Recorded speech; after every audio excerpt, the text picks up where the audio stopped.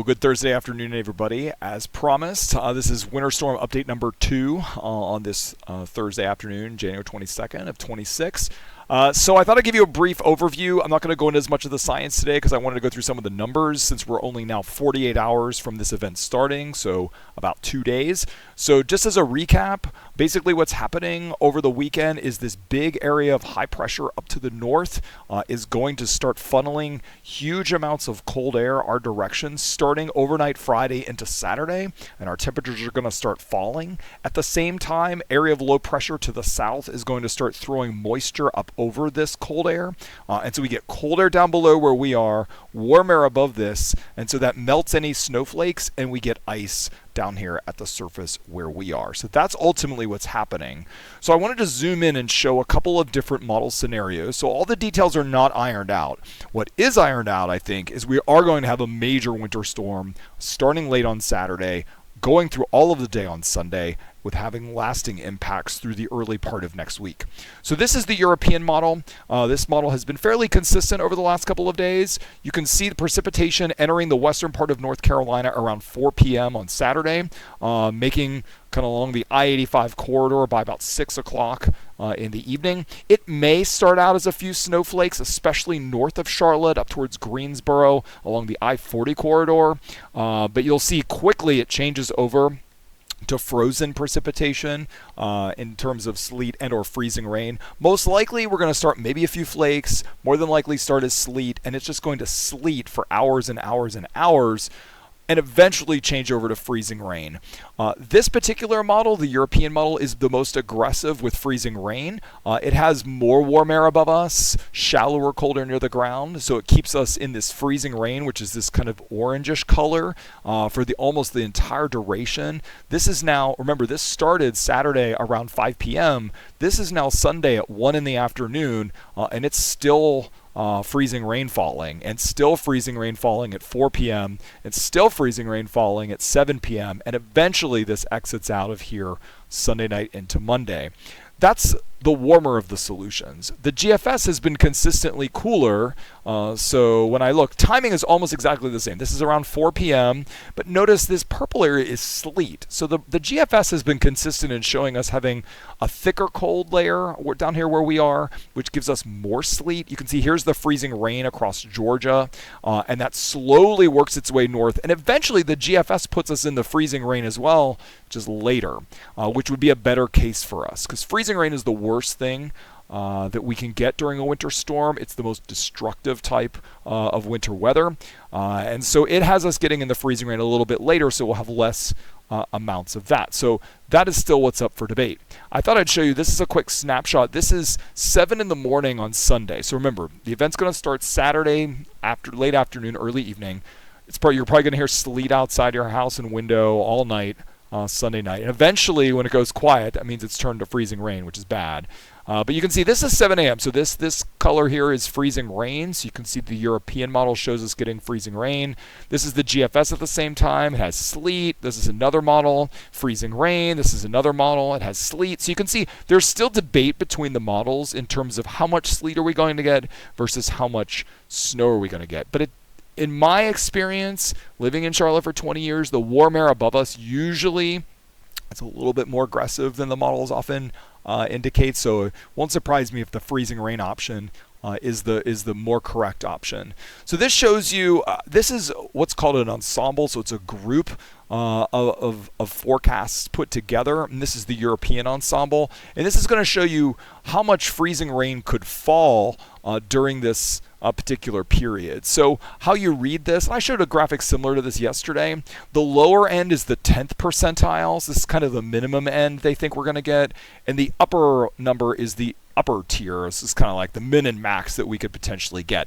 Now what I will say is these numbers are way overdone because this is just what's falling. This doesn't actually what sticks to trees and power lines and whatnot. You can cut these numbers in like half, if you will. And I have another model that'll show you this. But this is kind of the extreme corridor of destructive ice. So this is where freezing rain is the most likely to fall, I think, from kind of the northern part of Georgia through the upstate of South Carolina, right up the I-85 corridor, all the way to Raleigh, Greensboro, Hickory, Charlotte, You can see the coastal areas. You see Wilmington along the coast.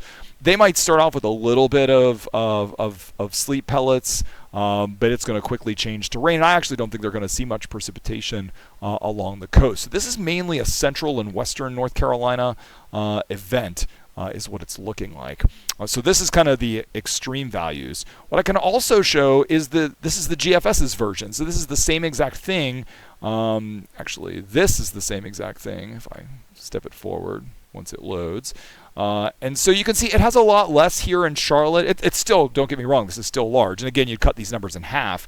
But it has more of the freezing rain down across Georgia and the upstate because it keeps us more in the sleet. So again, exactly where this lines up is a challenge for sure, and that's something that we'll have to fine-tune. Hopefully tomorrow's models will shed a little bit of light on this.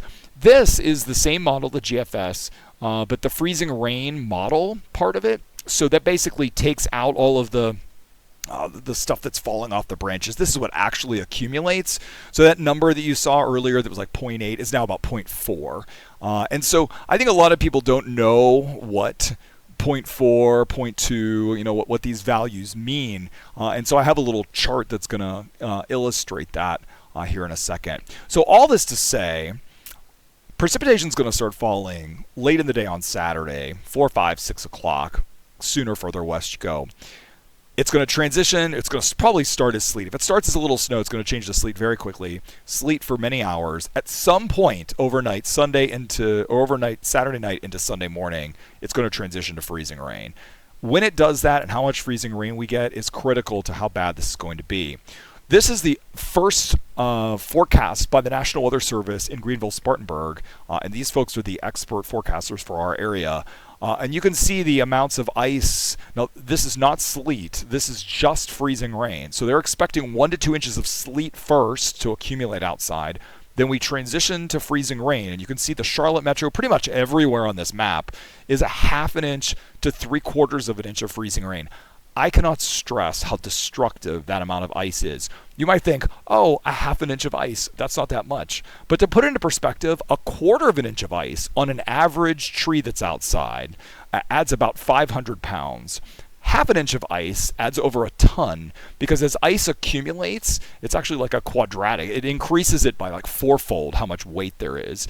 If you get up to 3/4 inch or up to an inch of freezing rain, now you're talking like 6 to 8 tons of weight that's added to the tree, and then the trees usually fail at that point. So this is very, very major amounts of ice. I've lived here in Charlotte for 20 years, and I've never seen a forecast map with this much ice on it for our region. So I don't mean to laugh because this is a very serious situation, but this is like an extremely high value of ice. I lived in Pennsylvania for 20 some years, and I don't ever remember ice totals this high. And why this is so important is because if you get into these ranges of 0.5 to 0.7, and there's some wind, which there's going to be in this storm, 15, 20 mile per hour winds, there's going to be pretty widespread power outages depending on which level we land here. So the closer we get to 3/4 inch of ice and the higher the winds are, you can expect power outages for days potentially, is the seriousness of this. And so my advice to everyone is we have about 48 hours. There's about 2 days left. I usually don't like to hype storms. I usually don't like to cause panic, but this is one that I do think everyone should take very seriously. Let's hope we get a lot of sleet. Let's hope the cooler model prevails and we only get a little bit of ice. But if we do get some of these levels, if people are getting 3/4 inch of ice, this is extremely destructive to infrastructure. It's extremely destructive to vegetation. And like I said, some of these outages could last for days. And the big issue that's going to follow this is most of the time in North Carolina, the storm rolls through. When we do get snow, the next day is in the 50s. That is not going to happen here. Very cold air is following this. Monday and Tuesday, we barely get above freezing. Monday night into Tuesday, I think the low temperature is going to be between 0 and 5 degrees in Charlotte. So whatever's out there is here to stay, and I think everyone should take this storm extremely seriously. I cannot emphasize that enough. So what does that mean? That means have blankets, have all of your clothes washed, ready to go, have a heat source if possible.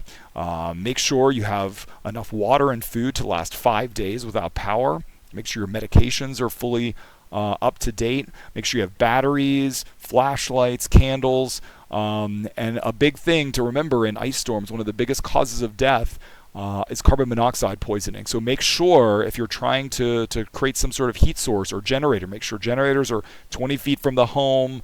You don't want to burn anything inside, remember that. So I will have another update tomorrow afternoon. Hopefully we'll have some better fine tuning to the ice totals. Let's hope that the colder models win and we get a lot more sleet. Sleet's a mess, but it doesn't cause a lot of power and a lot of damage. And so I'll have an update tomorrow. So again, you have 48 hours to prepare for this storm. Don't wait until Saturday afternoon when the sleet starts to fall, because it'll be like a madhouse. So anyway, take care. I will see you all tomorrow with another update. So take care.